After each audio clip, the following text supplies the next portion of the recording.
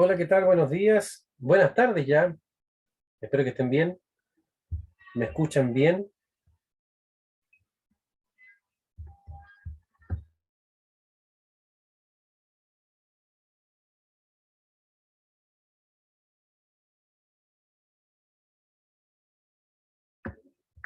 Espero me escuche yo bien y no solo la máquina que se escucha detrás.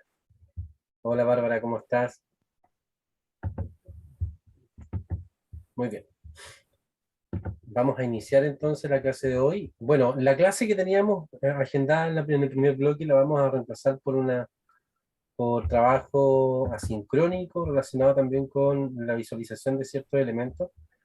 Que están todos, digamos, de la mano, ¿no es cierto?, relacionados con la agroecología, relacionados con todos los ámbitos que vamos a estar conversando también, por la conservación.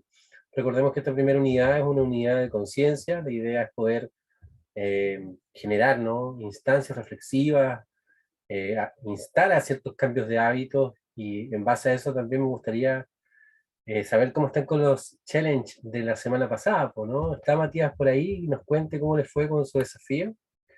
Creo que Hola, bárbaro. profe. ¿Cómo estás, Matías? Gusto saludarte. Bien, ¿y usted? Ya que estamos también.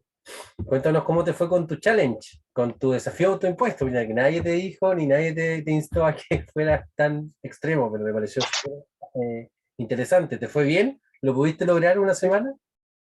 Sí, ya lo completé. Perfecto. Igual no ahorraba solamente ahorraba agua también porque como no es tan agradable estar tanto rato con agua fría, la cortaba y me aprovechaba de enjabonar con el agua cortada y después la prendía para enjuagar. Tremendo también desafío, po, ¿no? ¿Y qué conciencia sacas o cuál es como tu reflexión en torno a esto? ¿Es posible? ¿Es muy terrible? ¿Lo vas a seguir haciendo? ¿Se ayuda realmente? Sí, yo creo que se ayuda harto. Eh, Sobre todo ahorrar agua. Eh, y sí es posible mantenerlo en el tiempo y de hecho voy a intentar hacerlo porque es cosa de costumbre nomás. Es cosa de costumbre. Bueno, y hace súper bien para la salud también, ¿eh?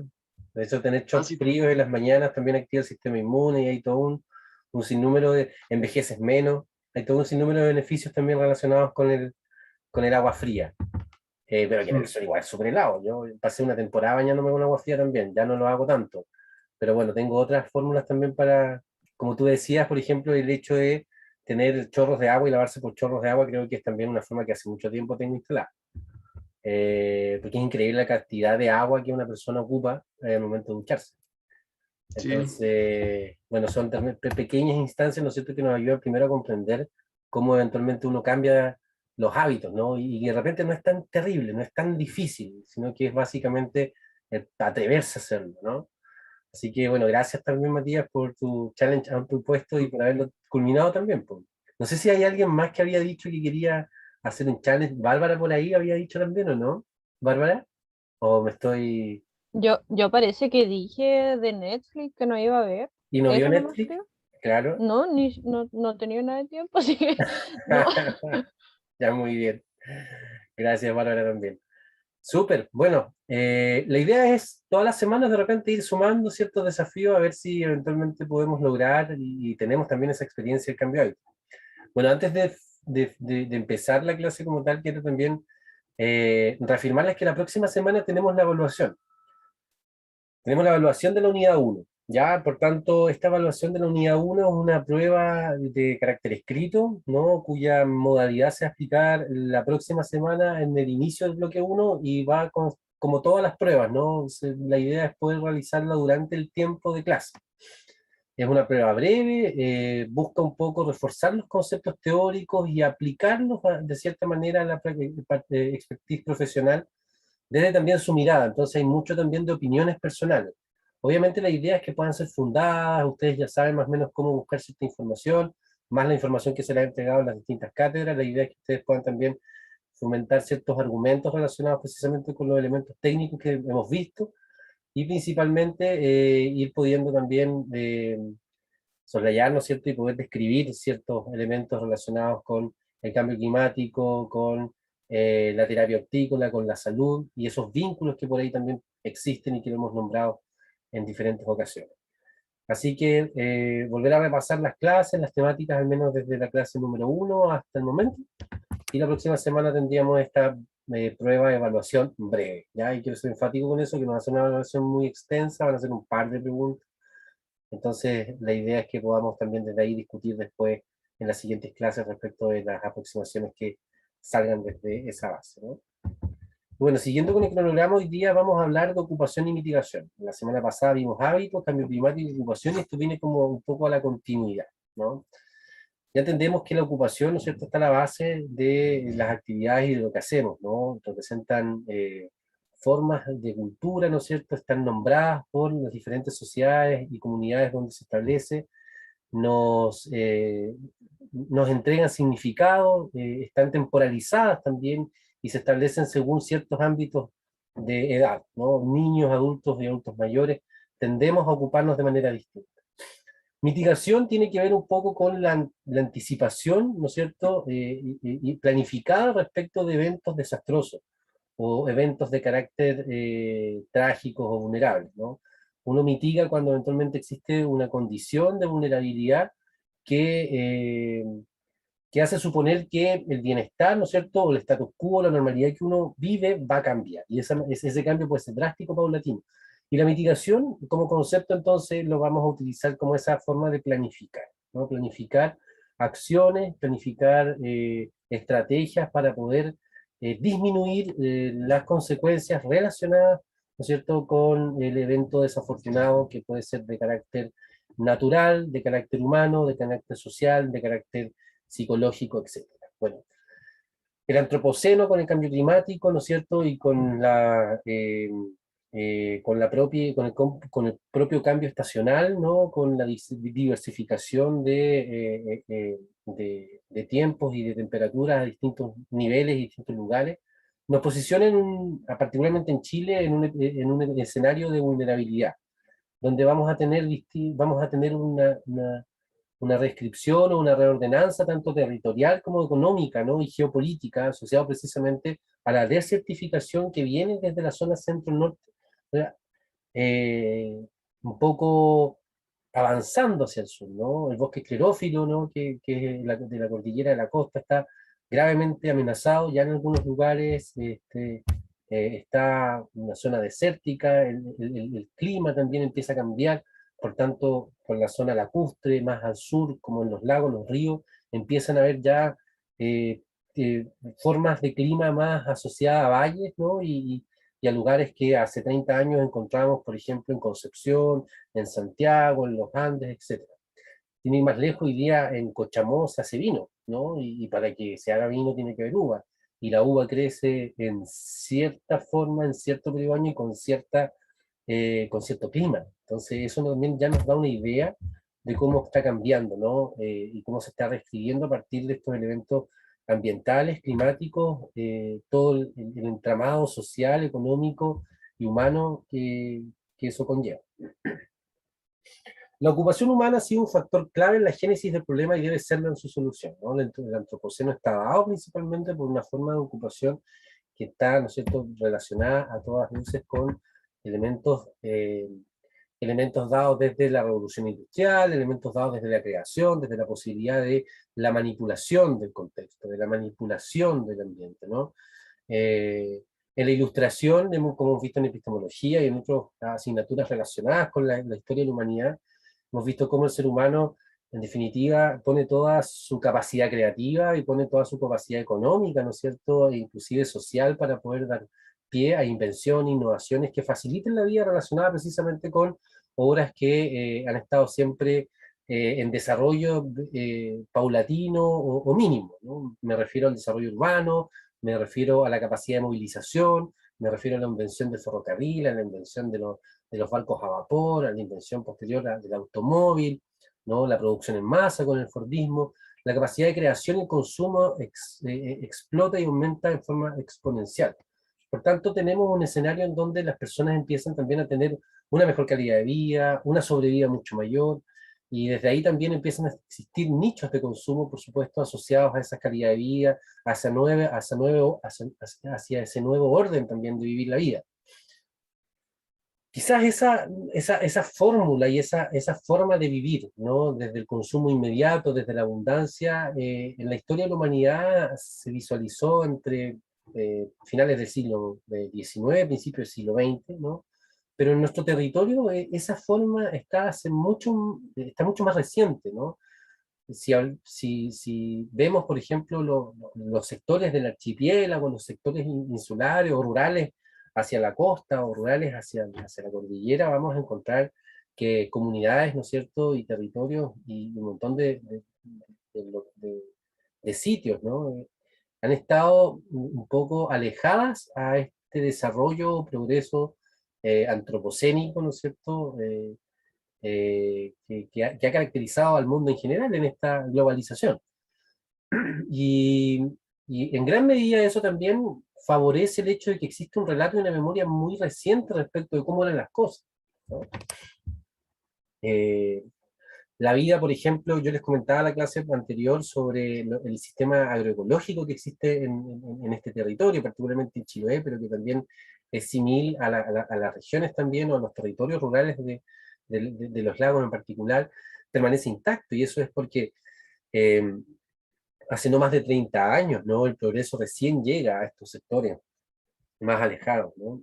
Particularmente en Chiloé con la fiebre del loco, que generó en principio de los años 90 una revolución importante respecto de con la economía local, ¿no? Con una migración importante de múltiples personas de distintas regiones de Chile y también de otros países como Argentina, que llegaron a la isla precisamente a poder establecer y poder desarrollar una actividad productiva que era muy, muy lucrativa en ese momento. Y eso también pudiese ser como el punto de inicio, ¿no es cierto?, de una globalización respecto en el archipiélago, ¿no?, respecto de una forma de vida que se mantenía intacta desde tiempos ancestrales. Por tanto, en nuestras regiones no es difícil visualizar formas de vida que todavía prevalecen o se conservan, ¿no? Desde una perspectiva mucho más territorial, más culturalmente atingente, con respeto también a los ciclos naturales y con la utilización de los recursos que encontramos en el espacio, ¿no? Eso tanto desde el punto de vista de la alimentación, desde el punto de vista de costumbre, desde el punto de vista de la construcción. Hay un montón de elementos que están a la base, ¿no es cierto?, y que todavía están en el saber colectivo, ¿ya? Y eso es un factor protector, creo yo, para volver precisamente a tomar esos elementos que puedan precisamente proteger, ¿no es cierto?, a la biodiversidad y a la naturaleza en este entonces, y que nos permita a nosotros también como interventores en salud poder posicionarnos de manera mucho más amigable, ¿no?, y ecológica en los contextos donde vamos a desarrollar este tipo de estrategias. Es decir, nosotros muchas veces no vamos a enseñar, por más que nos preparemos en respecto de los ámbitos teóricos y técnicos, ¿no?, de las técnicas en sí, muchas veces vamos a oficiar como de recolectores de información y de sistematizar experiencias que están en la conciencia colectiva del territorio y de la comunidad, ¿ya? Me pasó, por ejemplo, en COSAM, ¿no? Algunos de ustedes fue a COSAM, ¿cierto? A COSAM Puerto Montt a la construcción. Ustedes como generación alcanzaron a ir. Ayudaron a la construcción del invernadero, ¿lo recuerdan? ¿Alguien fue de aquí? Yo no fui, profe, me cansé. ¿Sí? No, ¿Aló? no alcancé. ¿Usted No, yo no alcanzó? alcancé. Ah, Matías no alcanzó, claro. No. Faltaron algunos, después nos vinimos en pandemia. ¿Hay alguien de aquí que haya participado? Dani, Bárbara creo que participó, ¿no? Michelle también. No, profe, yo no fui a nada de eso. Tampoco alcancé, profe, si soy la última de la lista. Sí, Penúltima. sí. En Nadie la de aquí mitad fue. del... Bueno, les comento a grandes rasgos, hay fotos, ¿no? El curso fue, ¿no es cierto?, durante semanas, bueno, ustedes saben, nos ayudaron a poder construir el invernadero y después empezaron las actividades propias del invernadero. Y fue súper entretenido ir a aprender, ¿no? Nuestro rol técnico, inclusive hasta cierto punto, bueno, los chiquillos de Rotata nos ayudaron a construir el invernadero. Y después cuando ya estábamos haciendo el tema del trabajo con las semillas, con la organización de la tierra, eh, las personas que llegaban tenían conocimientos ancestrales respecto de él, ¿no? Que incluso se contraponían a lo que yo había leído o ya sabía o había escuchado en otros lugares. Y eso también da cuenta, como les decía, precisamente de esas formas ingeniosas en cómo la gente entendió cómo, por ejemplo, cultivar con la luna, ¿no? Entendió cuándo cosechar, ¿no? Con también desde el punto de vista lunar. entendió que existen ciertos momentos cuando echar abono y ciertos momentos que no a la tierra, y eso es un conocimiento que viene, ¿no? Que se abstrae desde quizás cuántos siglos hacia atrás, ¿ya? Eso es una riqueza que nosotros debemos mantener, ¿ya? Y que debemos rescatar también y debemos tratar también de poder ponerlo en escenario, ¿no? Para también favorecer precisamente esos reencuentros históricos que eventualmente existen en este contexto. Bueno, eso va al opuesto, ¿no? Respecto de cómo entendemos desde el antropoceno las formas de vida, ¿no? La producción en masa, desde el Fordismo con los automóviles y desde la automatización de procesos también se llevó a la automatización de los procesos industriales, ¿no? La agroecología se transformó en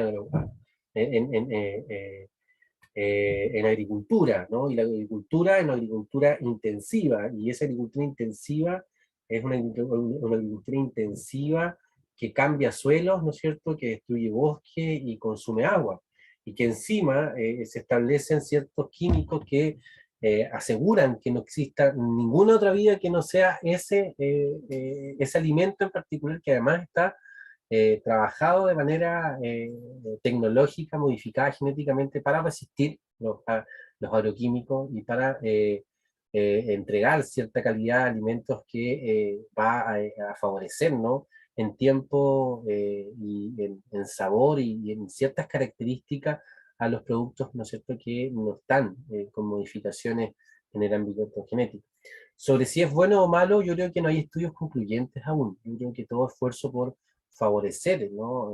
Una alimentación y autonomía alimentaria es positivo, y eso incluye la tecnología. Existen ramas, ¿no es cierto?, que son súper antitransgénicos, otras que no.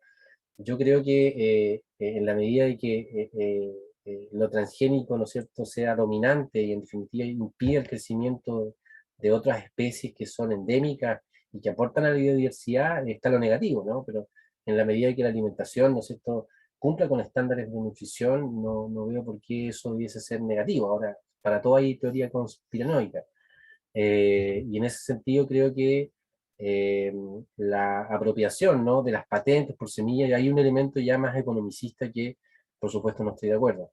Sin embargo, existen, ¿no?, ciertos elementos, semillas, hablábamos la semana pasada de la huerta de la familia de Bárbara, ¿no?, que existen ciertas cosas que al parecer solamente por ahí crecen.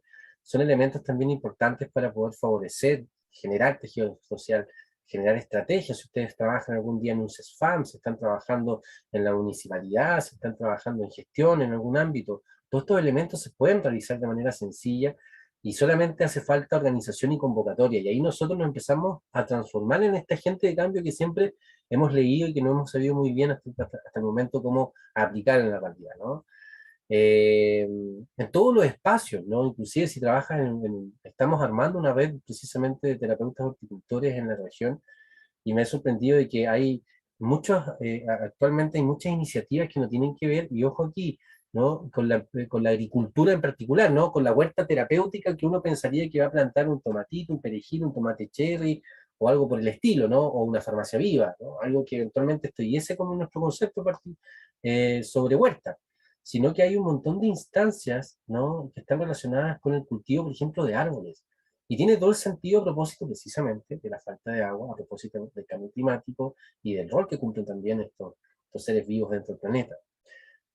Hay una escuela, de hecho, en Puerto Montt, una terapeuta que está trabajando precisamente en la formación de bosques para el espíritu, se llama la iniciativa, junto con universidades también de la Universidad Católica de Temuco y con otras organizaciones y ONG, y en Puerto Montt se está realizando esta iniciativa que lo encontré maravillosa, ¿ya? Y que también tiene que ver con terapia hortícola, ¿no? Porque es el trabajo en la tierra, claro, no esta vez quizás no enfocada con el alimento a corto plazo, pero sí enfocada en otros aspectos que tienen que ver con el cultivo, el crecimiento, el cuidado y la conciencia, ¿no? Entonces, esto lo tenemos que exponer o lo tenemos que tratar de exponenciar a todos los ámbitos que tienen que ver con la naturaleza, no necesariamente el cultivo de un invernadero, ¿no es cierto?, con respecto a ciertas cosas, aunque ese es nuestro enfoque en esta asignatura.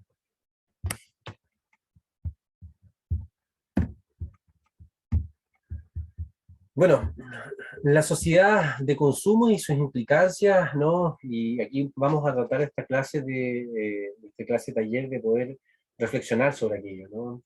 sobre cómo es que afecta o no la calidad de vida, cómo es que afecta o no nuestro diario vivir, cuál es la conciencia que debemos tener respecto a nuestras elecciones de compra, a nuestras elecciones también y a nuestras formas de vida, ¿no? Creo que esta primera unidad tiene que ver con revisarse mucho respecto a quién soy yo primero y cuáles son los cambios que yo puedo hacer para también poder favorecer esos cambios en la comunidad. Porque si no parto por mí, es difícil poder hacer cambios también en otros ámbitos. Si yo no sé cultivar, si yo no he hecho un huerto, si yo no estoy conectado con ámbitos naturales, es difícil que yo pueda también generar un impacto importante, ¿no es cierto? Porque no tengo la experiencia, básicamente, ¿no? Siempre va a ser mejor y más positivo el hecho de que uno también pueda interiorizarse en esos cambios que va comprendiendo. De hecho, el cambio, ¿no? Tiene que ver primero con la conciencia, y eso lo establece un modelo de Clementi Prochaska. No sé si han pasado todavía eh, estos modelos transteóricos del cambio relacionados con los temas de consumo problemático de sustancias. ¿Lo han visto? En evaluación en TO, de Clementi Prochaska, transteórico del cambio. Sí, no, no, sí. A mí no me suena, profe, pero como el consumo de sustancias así solo en psiquiatría. Bueno, hay un modelo que lo van a pasar en algún momento en alguna asignatura que se llama modelo transteórico del cambio. Sirve un poco para ilustrar el cómo uno puede generar también un cambio de hábito, ¿no? Y lo primero es la preparación, lo que estamos haciendo ahora, entender, saber. Porque hay una negación, ¿no? A la base, ¿no? Entonces, en esta preparación yo hago conciencia respecto a eso. Y después viene la conciencia para la acción, ¿no? Entonces, yo una vez que hago conciencia yo ahí realmente puedo, ¿no es cierto?, prepararme para cambiar. Entonces, tengo una etapa de negación, una de preparación, una de acción y mantenimiento, ¿no? Es lo que estamos haciendo. Por ejemplo, Matías en este momento se encuentra en la etapa de preparación-acción, ¿no? Y en la próxima semana, si es que lo sigue manteniendo su ducha fría, se encontraría en un periodo de mantenimiento. Y si ya lleva un año, ¿no? Con agua fría, significa que ya hay un hábito instalado.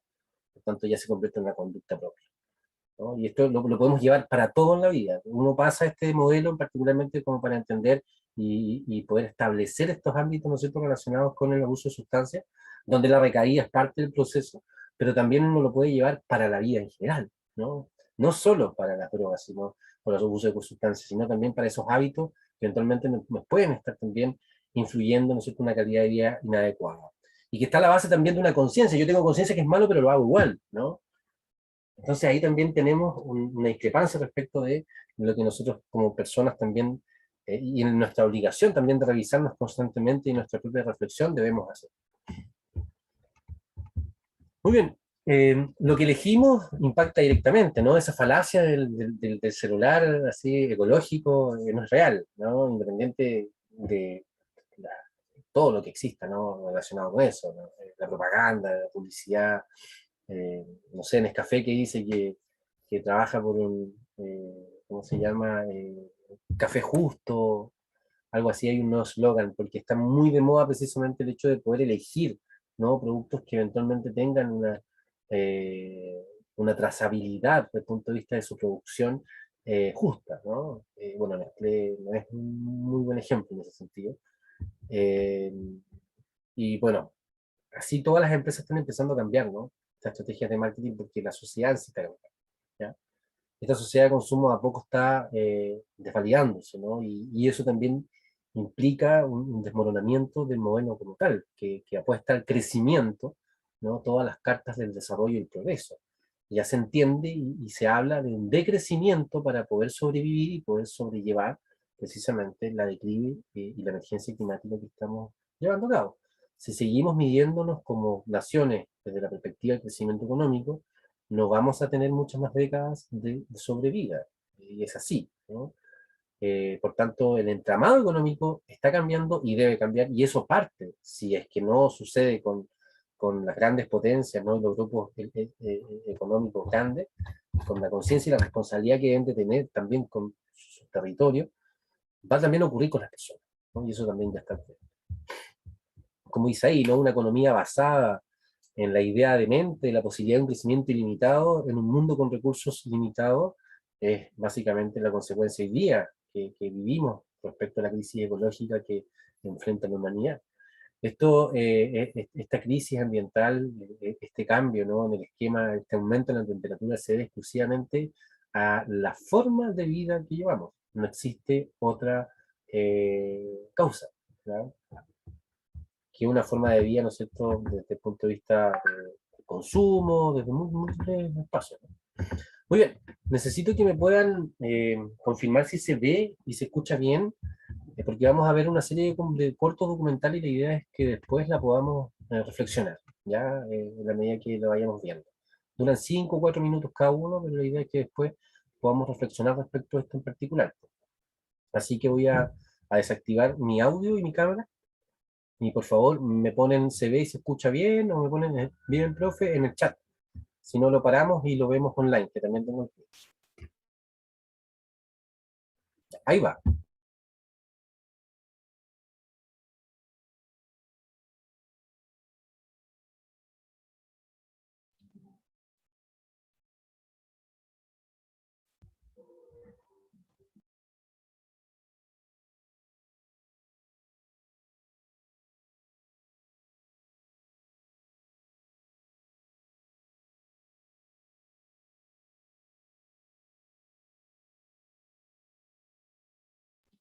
Profe, no se escucha.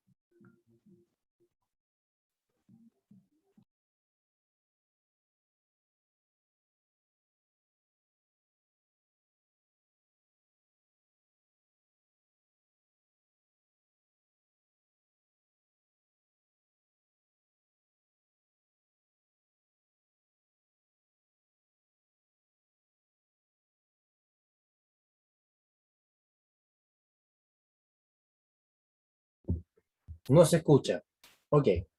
Vamos a buscar entonces en una página de YouTube el link para que lo podamos ver rápidamente, ¿no? Bueno, así se llama también el documento, el corto. No sé si lo pueden buscar ustedes, tienen acceso a YouTube, si no envío el link pronto. Se llama Cambio Climático y nuestra irresponsable complicidad. Sí, y nuestra No. irresponsable, sí. Ah, irresponsable.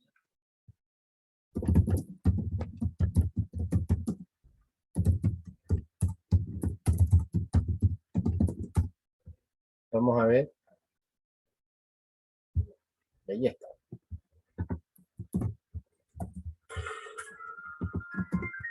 Ese es el link. Chiquillos, por favor, veámoslo un minuto, yo voy a parar de grabar ahora y en 5 minutos lo volvemos y lo discutimos. Reanudamos grabación entonces. Muy bien. ¿Qué les pareció este pequeño corto documental? ¿No? Esto tiene, vamos a ver un par más.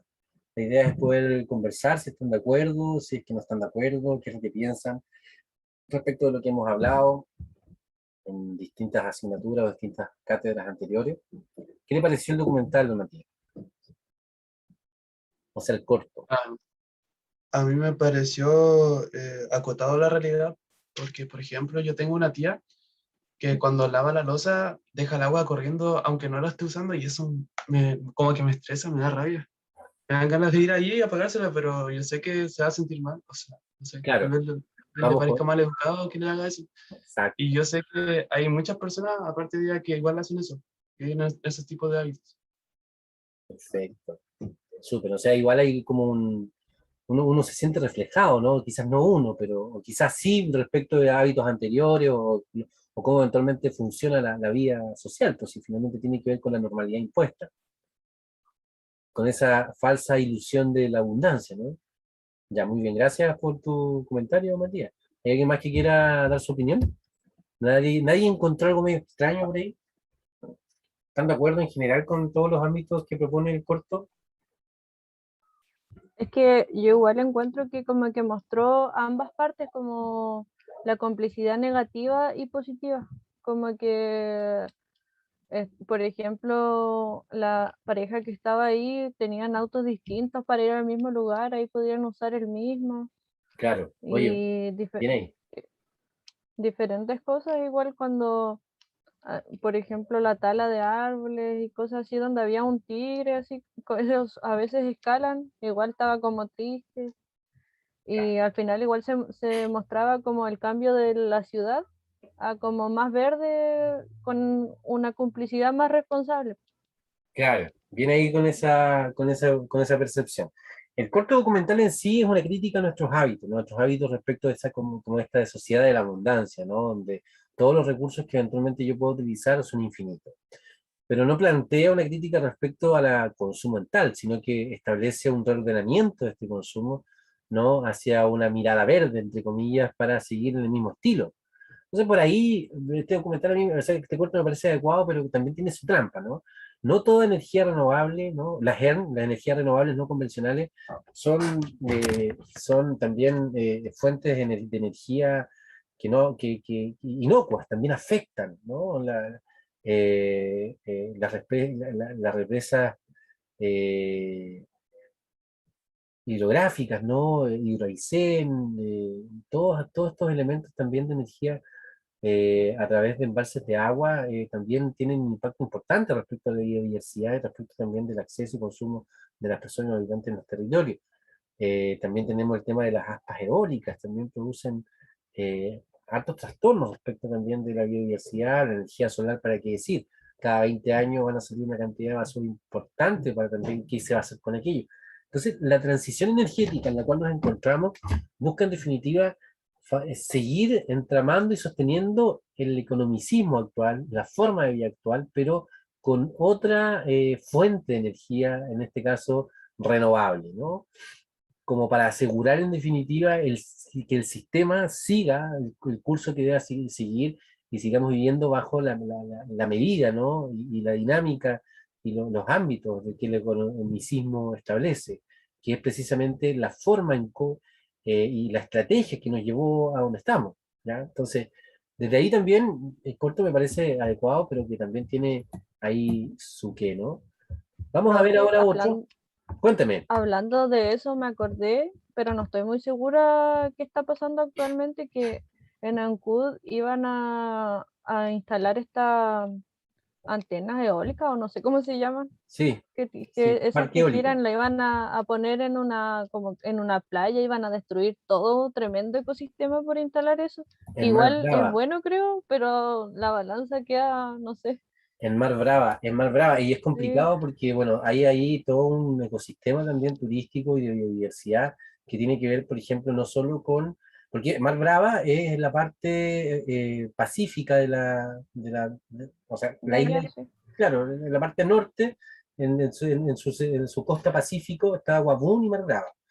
Y es un espacio hermoso, ¿no? Pero claro, uno lo mira y hay una cordillera hermosa y ahí quieren poner un parque eólico, pero eso también intercede todo el cuento de, por ejemplo, las aves migratorias, hay todo un cuento también relacionado con biodiversidad que ahí transita, habita, que se va a ver interferida, pues, ¿no? Entonces también hay un cuento también importante que están dando las comunidades respecto precisamente de realizarlo, pero también de manera respetuosa y no en el lugar y en el emplazamiento que eventualmente Lo iban a están hacer. determinando, claro, donde quieren Mm, que eventualmente exista otro mecanismo o otra forma. No sé, aquí hay más personas de Ancú, yo entiendo que también Felipe eres de Ancú, no sé si sí, tú Felipe. conoces algo más al respecto, yo conozco eso. ¿Ya? Eh, que bueno, todo elemento, ¿no? Que en definitiva busque resolver a gran escala un problema va a tener un impacto, ¿no? Y eso es también algo importante desde el punto de vista de, de cómo también nos afrontamos a esto, ¿no? Porque parece que es inevitable. Bueno, sigamos viendo. Hay otro documental que está en el chat. Les voy a pedir también de 5 minutos que lo puedan revisar y lo vamos a comentar a la vuelta. Así que voy a volver a poner pause en nuestra grabación y volvemos en 5 minutos para poder ver y discutir este documental. Los invito. Vamos. Aparte, como que, a ver, la persona que estaba, por ejemplo, en un supermercado comprando papas fritas, como que le llegó un episodio de cómo llegó a formarse esa papa frita y todo lo que conlleva para que pase eso. Así, y como que quedó casi que traumado por todo el proceso que conlleva eso y las consecuencias. Y lo otro que noté, igual fue como casi lo mismo, como que cómo llegó a estar tan tranquila esa persona caminando por la ciudad, pero ves como graffiti que dice la tierra es nuestra y todo lo que pasó quizás la gente un tiempo atrás para que él pudiera estar caminando tranquilo por ahí. Haber como destruido todo eso y la tecnología y como lo que está más al alcance ahora. Perfecto, súper buen análisis, Bárbara, gracias. ¿Qué piensa Daniela, Jessica, Macarena? No sé si quieren dar su opinión respecto a este último corto. ¿Están de acuerdo con Bárbara? ¿Hay algún otro elemento que eventualmente quieran reflexionar? Hola, profe. Hola Dani, ¿cómo estás? Gusto saludarte. Bien, ¿y usted? Sí, opino lo mismo que Bárbara. Se puede ver en ciertas ocasiones cómo es que explotamos en demasía nuestros recursos naturales y no nos damos cuenta de todo lo que hay detrás. Cuando entramos a un supermercado vemos muchas cosas, pero no sabemos todo el proceso que hay detrás. Y es bastante impactante verlo y concientizar qué es lo que está pasando en realidad. Perfecto. Gracias. Gracias, Dani, por tu comentario. Y sí, lo es, ¿no? Yo creo que esto es un proceso, ¿no? Recuerdan, vamos a pasar esto después, al final. Y lo voy a poner ahora, yo creo, porque creo que es inteligente. No, esto no.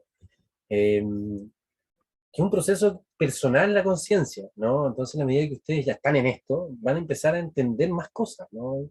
Y eso también irremediablemente va a afectar también sus núcleos personales, ¿no? Como comentaba Matías hace un rato. ¿Cómo le digo a este familiar de que qué hago, ¿no? Para que deje de ocupar agua, por ejemplo? ¿Qué estrategia puedo utilizar con mi entorno primero para poder establecer cambio antes que con otras personas? ¿Se puede, no se puede? ¿Será adecuado, no será adecuado? Yo cuando empecé con este proceso así de conciencia, lo primero que hacía era como informar en mi familia. Entonces, paulatinamente me dejaron de invitar a todos los cumpleaños. Eh, bueno, son elementos Pro. también, ya no me invitaban para Navidades, algo pasaba ahí.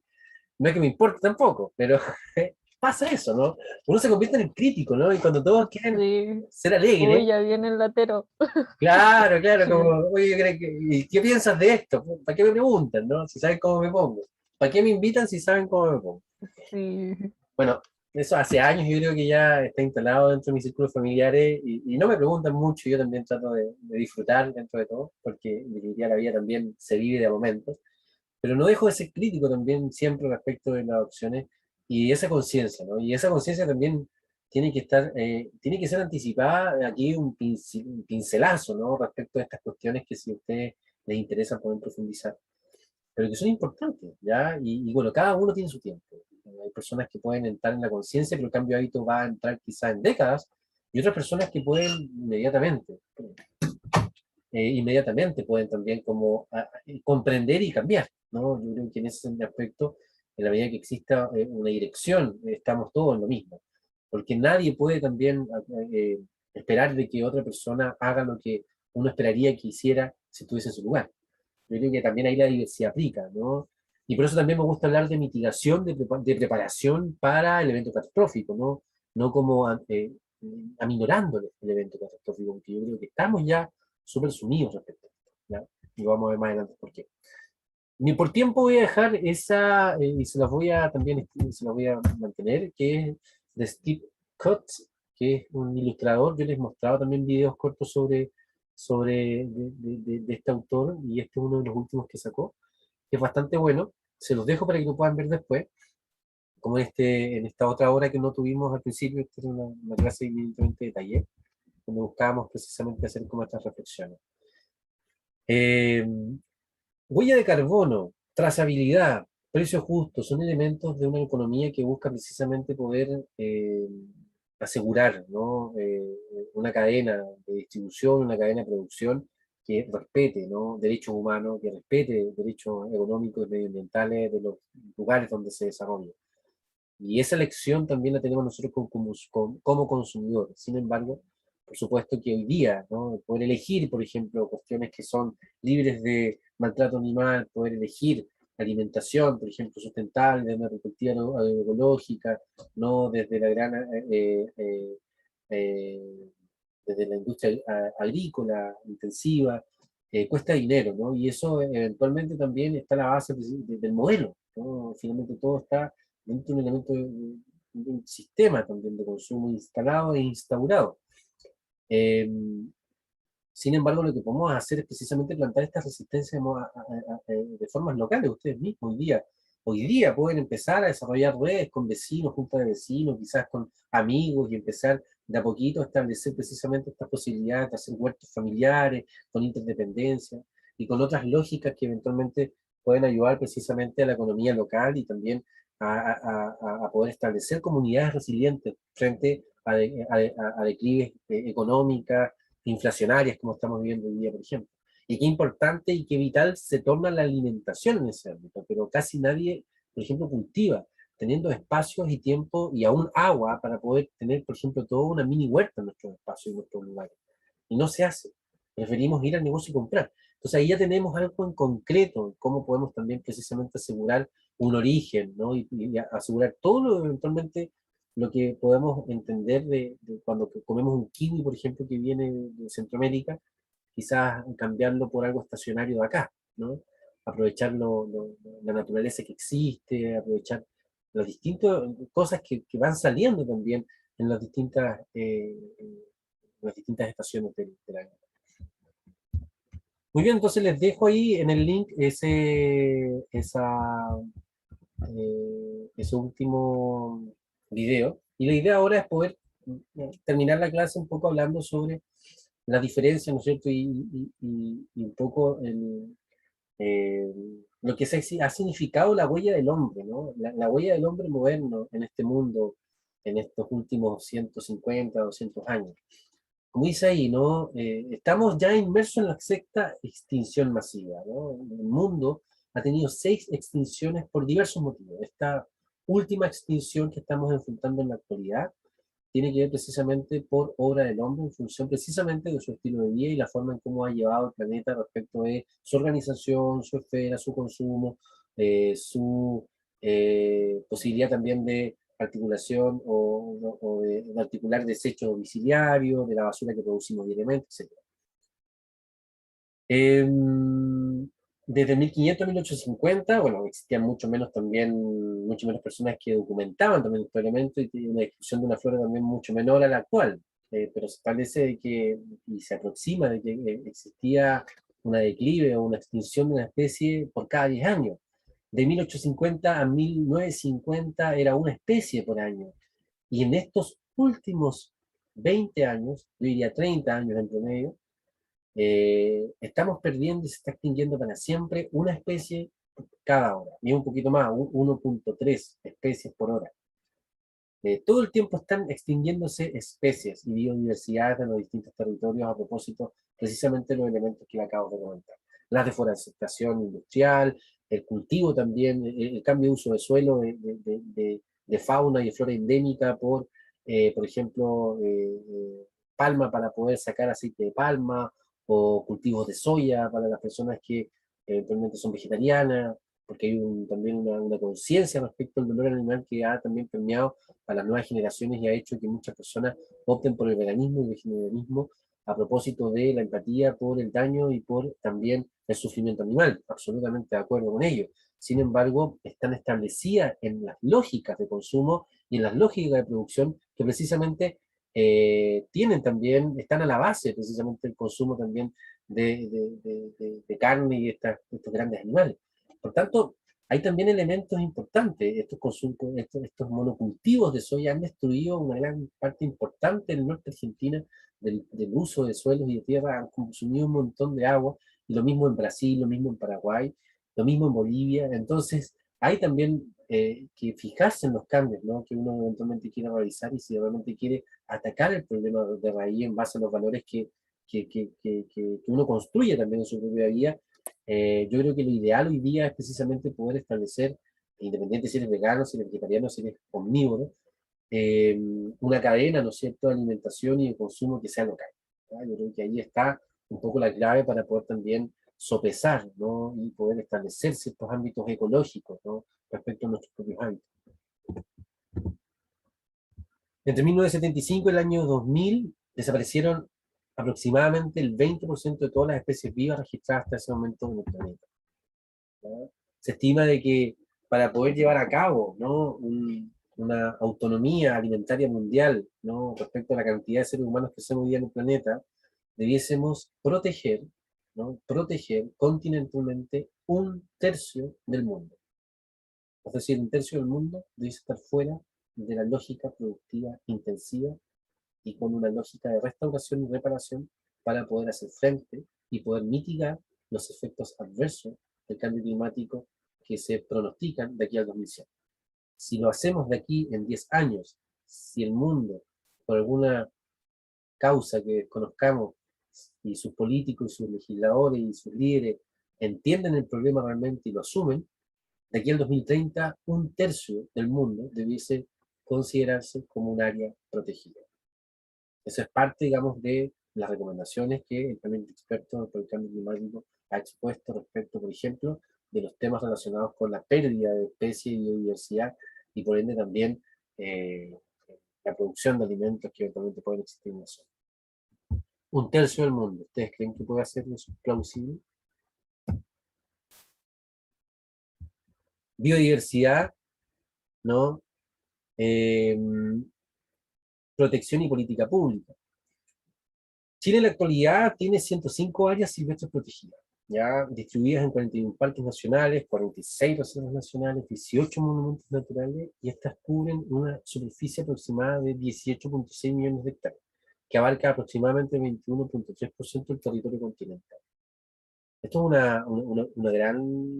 un gran número, ¿no es cierto?, para poder, un número importante de áreas protegidas para asegurar, ¿no? Pero tenemos entonces el 80% del territorio disponible. Y ese 80%, el 40% del territorio continental pertenecen a 10 empresas, entre mineras y forestales. Eso sale también como dato anecdótico en un documental que vimos en Socioantropología, la copia de Felipe Ledén. No sé si lo recuerdan. 10 empresas en Chile tienen a concesión o en propiedad el 40% del territorio nacional para hacer uso, ¿no?, productivo, intensivo, agrícola o minero, el suelo que tienen a su nombre. Pero el 20% está protegido. Se nos queda un 40%, un 38% en donde se puede situar la población urbana y la población rural. ¿Y qué pasa con el mar? Bueno, el mar, sin azul no hay verde, ¿eh? Así se llama una fundación que tiene mucho sentido, porque es así, ¿no? El mar también es un ecosistema importante que históricamente ha sido también invisibilizado. Hablamos de maritorio y hablamos de maritorio a las extensiones, ¿no es cierto?, soberanas que tiene Chile respecto de sus costas, tanto en península, en costa pacífica, como también en los archipiélagos y en los sectores insulares. En Chile las áreas protegidas, en la actualidad, ¿no?, son 10 parques marinos, hay 5 reservas marinas, y también hay 13 lugares, ¿no es cierto?, de reservas también marinas que se utilizan precisamente de múltiples usos también, ¿no? Se pueden establecer como zonas protegidas, zonas también de extracción controlada. O sea, áreas marinas costeras protegidas de múltiple uso, así se llama, ¿no? Están protegidas, ¿no es cierto?, para la extracción intensiva, pero sin embargo, también sirven, ¿no es cierto?, como para establecer otros usos respecto de cuestiones que también estén a la base, ¿no es cierto?, de planteamiento de proyectos ecológicos. El 40% de la zona económica exclusiva chilena se encontraba protegida en 2019, una base importante frente al 4.1% en 2014. Esto se hizo en el gobierno de Bachelet, entiendo. Al final de su mandato, el ministro de Medio Ambiente, Marcelo Mena, estableció un sinnúmero de, precisamente, decretos que establecieron millones de hectáreas de maritorio protegido y también de parques nacionales nuevos. Como dice ahí, ¿no?, de las superficies marinas protegidas se concentran 3 ecorregiones: el archipiélago de Juan Fernández, las Islas Desventuradas y Rapa Nui. Lo restante corresponde a las áreas marinas protegidas establecidas en el borde continental y que aportan marginalmente a la representatividad de las otras ecorregiones marinas del país. Así, de las 14 ecorregiones reconocidas por el Ministerio de Medio Ambiente, una posee menos del 3% de superficie protegida, 4 de ellas solo tienen protegido menos del 1%, y otras 2, Los Molles y Paposo Taltal, en la actualidad poseen nula representatividad. Es decir, si bien existe una importante, ¿no es cierto?, proyección y un importante territorio protegido, estas se concentran también en ciertos lugares y hay toda una costa chilena de ancho, ¿no? Y de 3 millones de kilómetros cuadrados aproximados que aún no se encuentra en protección, ¿no? Y eso también es vital y clave para hoy día la que se encuentra hoy día con respecto al cambio climático. Sin ir más lejos, hace poquito en Puerto Natales o en Magallanes se instaló una salmonera en la noche, ¿no? Y a espaldas de la ciudadanía, precisamente porque son lugares que no cuentan precisamente con estos elementos. Entonces, cuando no existe una visión económica ni un proyecto económico asociado, fácilmente se pueden proteger, pero cuando ya están en vista, como en el extremo sur, en los fiordos, ¿no? En estos lugares, la verdad es que es más difícil.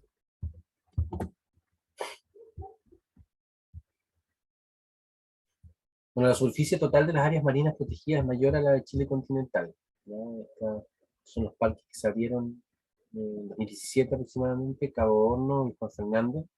Y claro, el total de aguas, Chile continental representa aproximadamente como 800.000 kilómetros cuadrados aproximadamente, ¿no? Y las áreas protegidas son un poco más que eso actualmente. Pero un maritorio que representa aproximadamente 3 millones de kilómetros cuadrados de terreno, ¿no? Uno de aquí dice, pues, Puyinque, Estero de Quetalmagua, esto es aquí, ¿no? Uno de los últimos bancos naturales de la especie. Esto creo que es Costa, la chilena. Putemún, ¿no? Eso también queda aquí en los lagos. Importante banco también de Choro Zapato, había escuchado de esto, ¿no? Francisco Coleane, también esto queda por acá, ¿no? Y bueno, y ahí tenemos todos los parques, ¿no es cierto?, las reservas y los parques que actualmente se encuentran en la región. 7, 8, ¿no? Aquí en la zona, y ya 9, 10 en otros lados, más al extremo sur. Pues si se dan cuenta, tenemos una gran parte del territorio que no está protegido. Bueno, preparación y anticipación, nuevamente, ¿no? Esto es un gráfico que un poco mide la vulnerabilidad que existe respecto al cambio climático al 2050, ¿no? Y las condiciones para Chiloé son bien específicas, y para los lagos en general.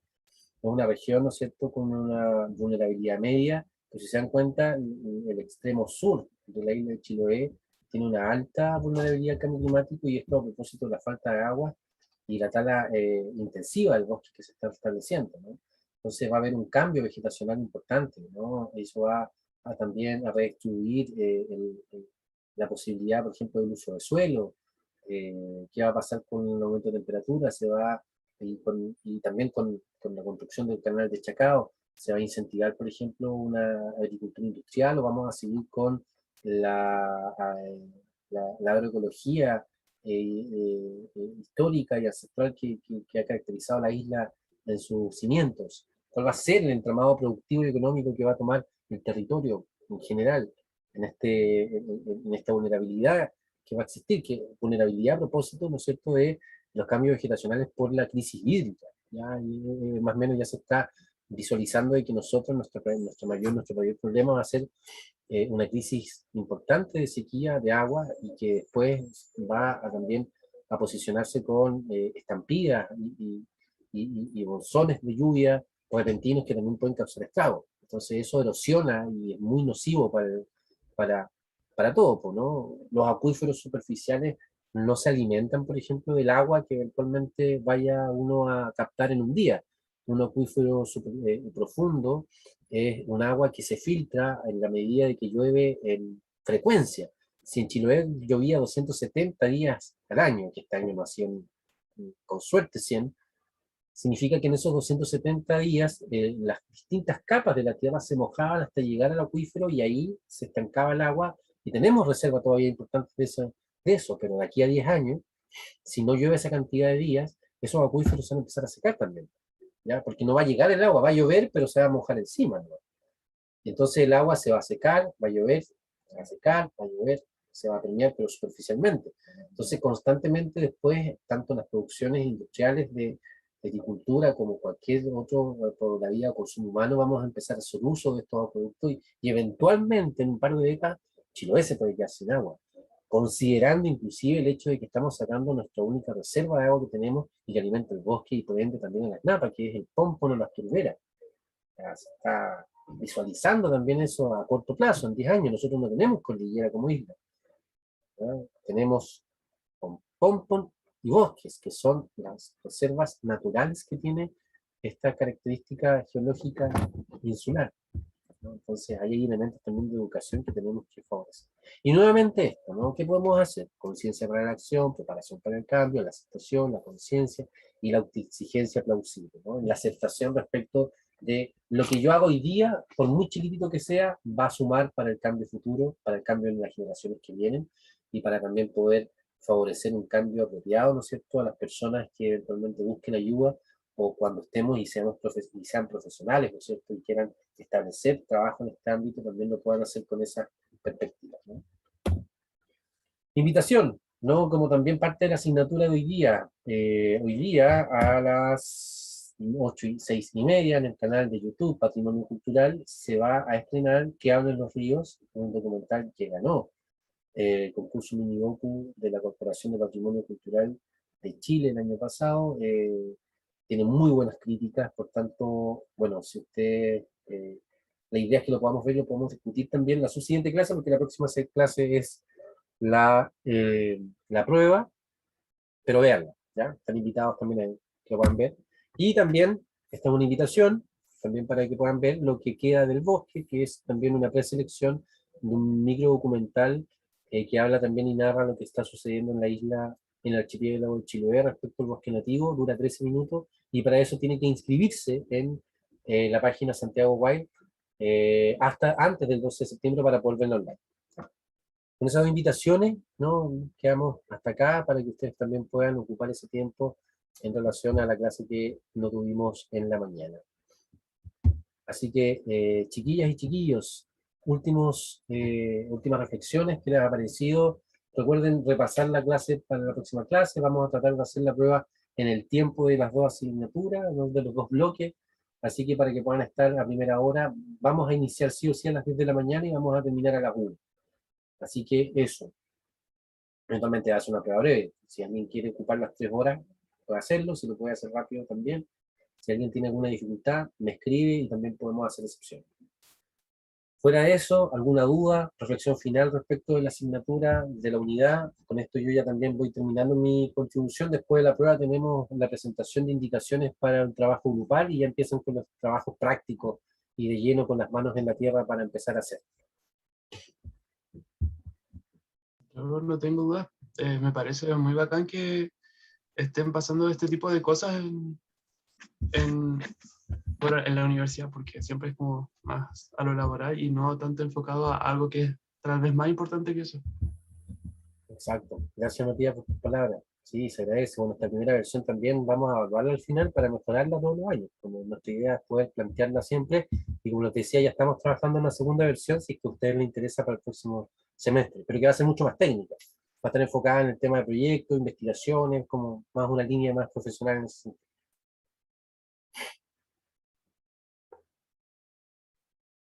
Muy bien, pues chiquillas y chiquillos. Felipe. Yo igual quería decir algo.